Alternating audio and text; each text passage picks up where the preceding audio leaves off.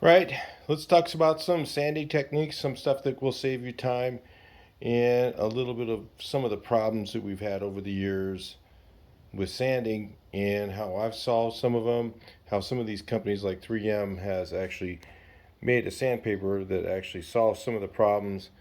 And a lot of people skip over buying this stuff because they don't know really how it works. Let me just go over how it works and then we'll go from there. In the old days, you used to take your sandpaper and you would fold it this direction. And I have guys that work for me that tell me this is not the right way to do it. But this is how it's done for years. Traditionally, you would tear it this direction, okay, and then you would fold it 3 times, right? Everybody knows that old school rule. That was because that would fit on the palm of your hand, and the sandpaper grit on the paper would not wear the sandpaper out. And what that would do is make the sandpaper last longer. This was the traditional way of sanding. I have employees that tell me they do it 4 different ways. They fold it the other way. They would take a piece of one of these papers and they would tear it this direction and fold it 4 times. And the problem with that is at some point you're going to have grit on grit and then it wears the grit out. So that's not the correct way. It's always been folded 3 times. Now, this paper actually breaks that rule because normally instead of folding it that way, you're going to fold it another way. Let's take a look. Because remember, if you fold it this way, you could fold it that way and you'd use this end, then you could use also this end, then you fold it over this way and you could use each side without grit touching grit. Now the thing about this paper is if you feel the inside of it, it's kind of sticky. So all you need to do is fold it once over itself and you can sand without the paper slipping. In fact, when it's warmer, it's a little bit better. It's kind of cold out right now. But these 2 papers will kind of stick together and you can sand without the paper slipping. So these actually work really good, except when you get them dirty, like I just did. I got dirt on here, and this table is kind of dirty.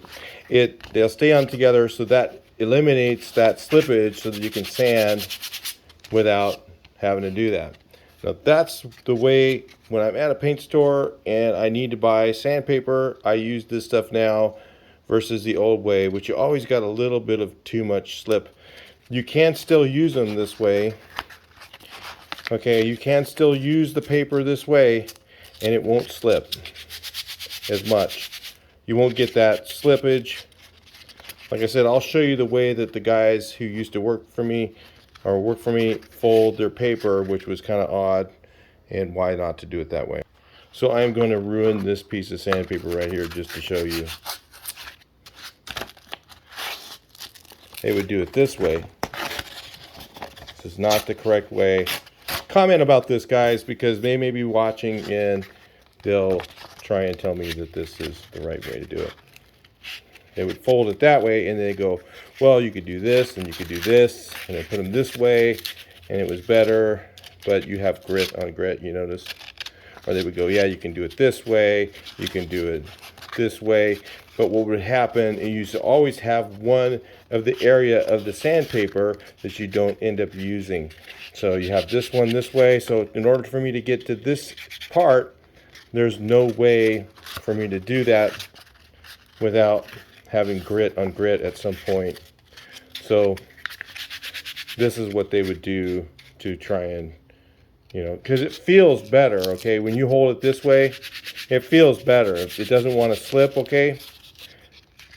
And that's the way that they would do it to try and make that work out.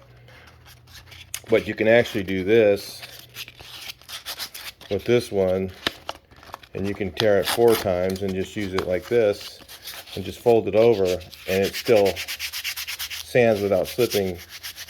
Very little slippage on this sandpaper. So this stuff is pretty cool. A lot of guys still, like I said, they won't use it because they don't know why it's more expensive and works better than the other paper. It also has this purple stuff on it, and it makes the sandpaper last longer. So it actually it holds better grit for longer. Cheap sandpaper will lose its cut faster. Better sandpaper will keep its cut for longer. So you get what you pay for on that. I'll just tell you that right away. If you get cheap sandpaper, you're gonna have problems, and it's gonna wear out faster than if you get good stuff. That's why they have open grit. This is a closed grit. That's why they have those different things. If you're at an automotive paint store, this is what I generally use because I use a lot of automotive stuff. So when I'm doing my house painting, so what I use here, this is from O'Reilly Auto Parts. You can go in their in the parts store, and you can buy these foam. They're real light, real bendable foams. This one's kind of worn out. They are made by 3M as well as this paper is. This happens to be 3M. A lot of times I will buy the Smart or Sunmite is actually pretty good too, but this one here is 3M. It's actually decent paper as well. It's a little cheaper than the green 3M. The red stuff is, and it works okay. It doesn't work quite as good as the green. The green 3M will last longer, but this was available this time when I was at this paint store, so that's what I bought. They didn't have any of the others. So this is kind of cool because it rolls over on this thing here, and then you can sand here without getting your hands beat up. So if you're sanding doors, I like to use these. It doesn't beat your hands up as much, and so I use these a lot. These are called PSA. You can order them online too. PSA sanding discs. They're generally for PSA sanding. I don't do that. When I'm doing automotive sanding, I won't use PSA. I only use these Velcro style ones. These are actually much better for if you're doing air sanding. I always use on the field, I always use electric. Here is a PSA DA air sanding disc. I don't use these. I've had this thing for years. I stopped using these a long time ago. The problem is a lot of times you'll be sanding in the discs, you know, it gets warm over a little bit of time, and then that disc starts flying off, and you always have to take thinner and try and make this all smooth again. Then you put a new piece on, you end up wasting sandpaper. With these Velcro style ones, it's a lot better for long term. When you're sanding with the electric sander, I only use 2 different sanders. Everything again is this Velcro type system. You see these are all Velcro. This is a 6-inch paper. This is a 5. Okay, this is one of my junkers I use, and these work fine. It doesn't matter. I have a DeWalt one, and I have a Harbor Freight one. The Harbor Freight ones are good. I was in like a Walmart once. I needed a sander. I forgot the sander, and the closest place in the parking lot was Walmart or something like that, or whatever it was. So I bought this Black & Decker. When I'm out in the field, I have a lift set up and things like that, and for me to go leave a job site, it's much easier for me to just to go in the local place in the parking lot and buy something when I need it. This type of sander is one of the best ones for fine finish sanding. There's also another one I'm going to show you probably are not aware of. There's actually 2 other ones that I use. So like if I'm doing old wooden windows, something like this, I'll use this for the final sand. This is a polisher sander. They sell these at Harbor Freight. If I have really bad peeling water-based fascia boards, I'll use this sander here. A lot of people get these mistaken for a grinder. A grinder has much higher RPM and will just make a mess. It's not going to sand. It's going to just kind of, it's going to get so hot that what's going to happen is you're going to get all this gum up on your sandpaper with a grinder. With a polisher, if you keep it at a slow speed, it's refrains from getting that load up on your sandpaper. It still will load up over a little bit of time, especially if you're doing an old water-based fascia or something like that. Or I use this on wooden windowsills. I've used those to restore those really quick. I've used this type of sander here for the first sand. Then I used to use oil-based primer. Again, some of that stuff's not available anymore, but we would use Vista's has one called Primesol that does about the same thing. We use that and then do final sand with the smaller one I just showed you. So with this large sander, either I'd use the Velcro pad with a 40 grit to start. I would use that and just feather sand as best you can with that. And again, that would not load up as quickly because of the slow speed and the heavy grit. But sometimes I would find that even using the old rosin paper setup like this would work really well for feather edging some of that stuff. If you get too stiff of one of these, you're going to find that it's going to want to dig right into the wood. I would use the rubber one that's for polishing. I don't think I have one right now, but I would use that on the first time. Just run over everything with the polisher, and then after using that, I would primer, and then after I put the primer on, then I would sand with the small palm sander and be done.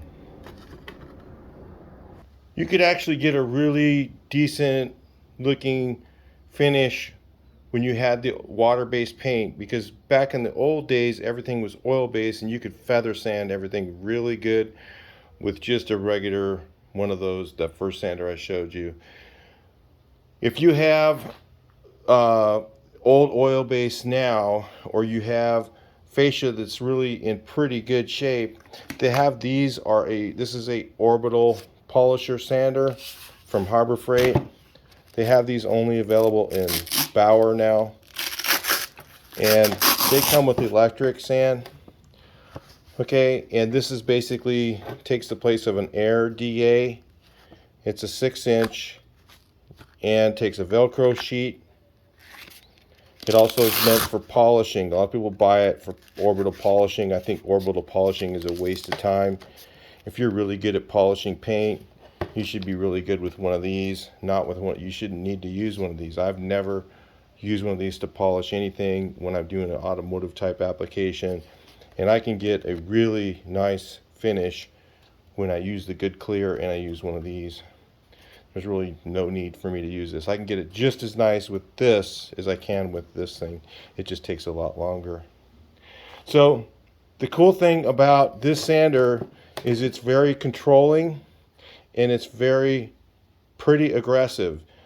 But if you get that old water-based paint on your fascia, you're going to find that this is going to load up still, where like this rosin core paper and a flat disc like that, this type of setup, but with the rubber backing, it's not meant for sanding, you will be able to feather things down pretty good with that. And then when you put the primer on, the primer kind of fills the heavy grit, and then you go over the primer once with the other sander and then prime it again and then put your finish on. Then you come up with a really smooth looking fascia.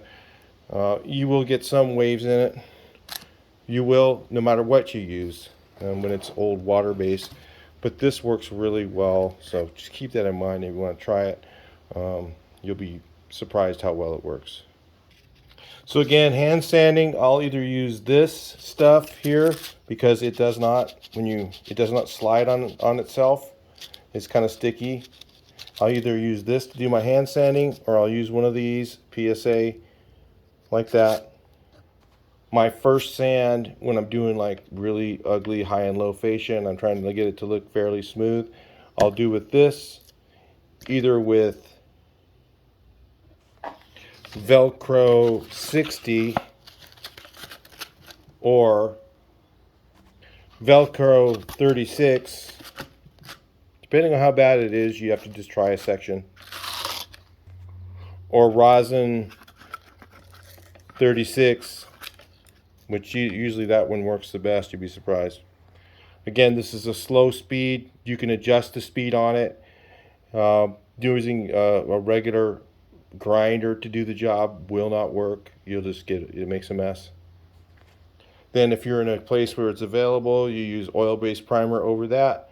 Sand the oil-based primer with either this sander.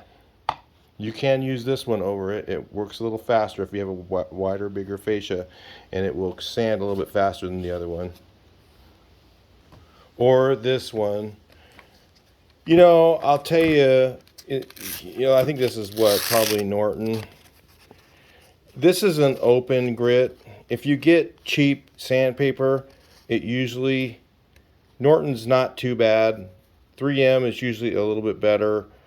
If you get some quick, crappy off-brand of sandpaper, a lot of times the grit wears down much faster with the cheaper sandpaper. So usually the cheaper sandpaper you get, the shorter time that you can use it, it wears out faster. So the cheap sandpaper wears the grit out faster. The better sandpaper, it holds it longer. That's why, in particular, this sandpaper, yeah, it's a little more expensive, but if you have to keep changing sheets and going back to your truck and getting a new sheet all the time, you're spending time. So if you can use one and do the whole job with maybe one or two pieces, it's going to save you some labor money, and it's going to pay for itself pretty quickly. So don't go too cheap on your sandpaper.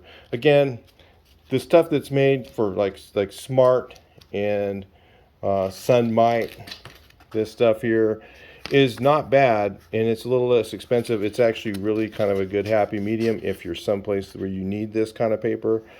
But again, if a lot of times it just pays to use the 3M. It just depends on what you're doing. So I'll talk to you guys in the next video. Hopefully this helps you sand a little bit faster. Hopefully you learned something. Please like, share, and subscribe. Love to see your comments and see what you guys think. Maybe you have a better technique. But I'll be honest, I can really prep an old house that was beat up really fast. I don't do it anymore though. I just tell them I don't have time.